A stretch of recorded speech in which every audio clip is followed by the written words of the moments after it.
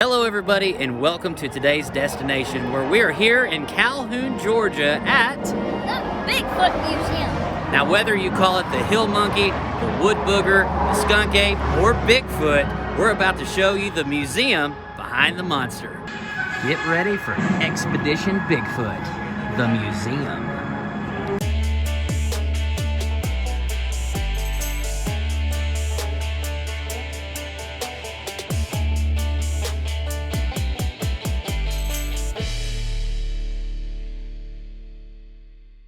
We have our tickets, and we're ready for the Sasquatch Museum.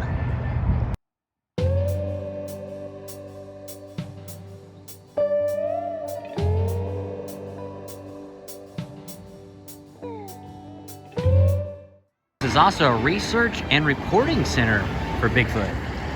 Here's a skunk ape cast from the Green Swamp in Florida from 2019. Here's another skunk ape cast from Nobleton, Florida, back in 1979. Clippings of the gentleman named Robert Morgan, who saw the skunk ape.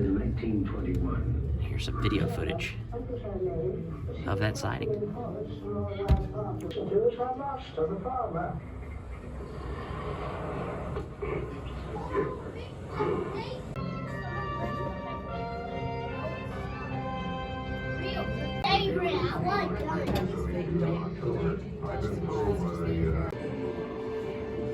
And this kind of reminds me of the queue as you're waiting in line to ride Expedition Everest at Disney's Animal Kingdom.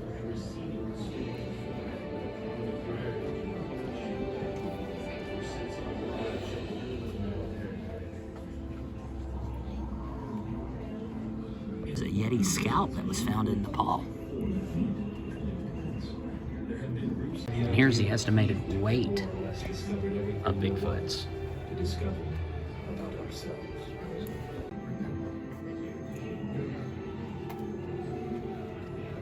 And if you've ever questioned if Bigfoot is a carnivore or an omnivore, or even an herbivore for that matter, you can see some of the items that they have consumed, including dogs. Gentry is listening to some of the audio from some Squatch calls that have been recorded through the years. Back in 1951, this is a cast that was found from a Yeti footprint that was discovered in the Himalaya Mountains. And here's another picture of some of those other footprints that were discovered back in 1959. Here are some of the newspaper clippings from the police hunt for Ape Man. Here's a reenactment of Ape Man trying to come into Hunter's cabin.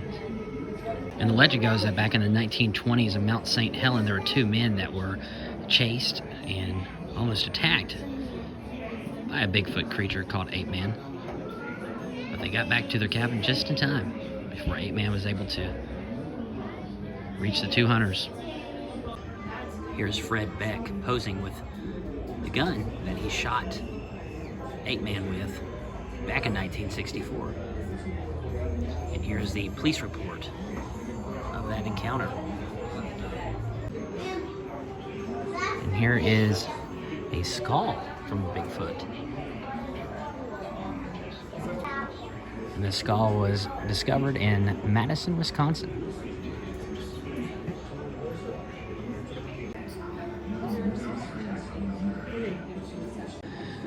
There's a long line of different Bigfoot footprint cast from various areas. Here we have one from Bluff Creek in California.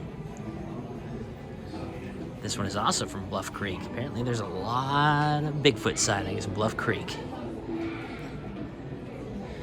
This one is from Cripplefoot. We'll have to take a look at the story behind Cripplefoot.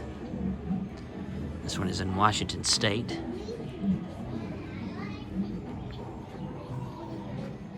And this one Just a little drawing from an Indian reservation that's approximately 1,000 years old. Wow.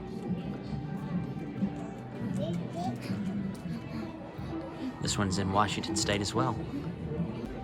And this is an artist rendering from painted rock from the Tool River Indian Reservation. And it was a painting, keep in mind this is just the rendering, but it is a painting that's approximately 1,000 years old, and it does seem to depict Bigfoot.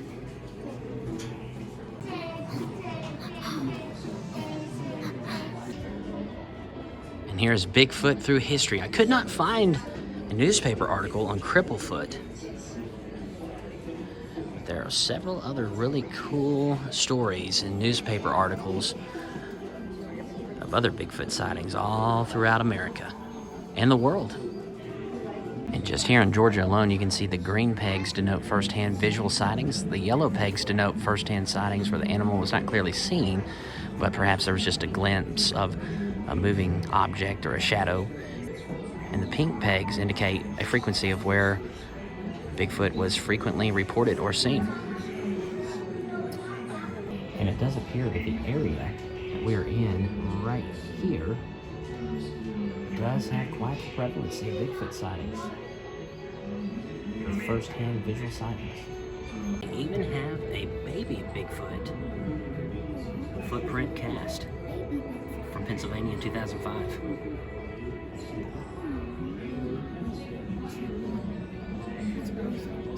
And all too often we see Bigfoot footprints, but what about a handprint cast? This one is from 1970, and it was located in northeastern Washington State. Gentry is listening to some more Squatch calls.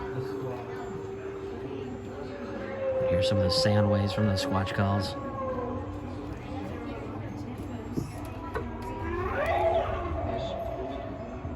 Some images from the legend of Boggy Creek, as well as the Squatch cast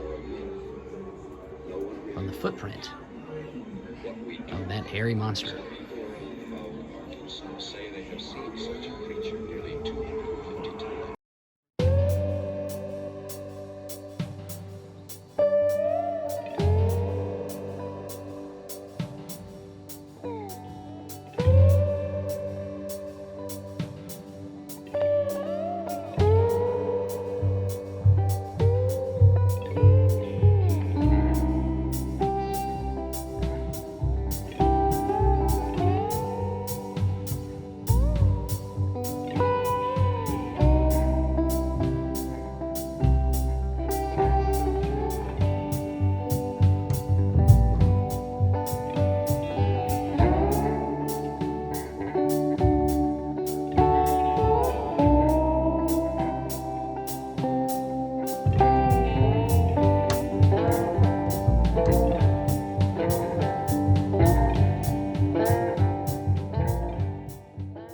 I think Gentry's shirt says it all right there. Gentry, what did you think about the Bigfoot Museum?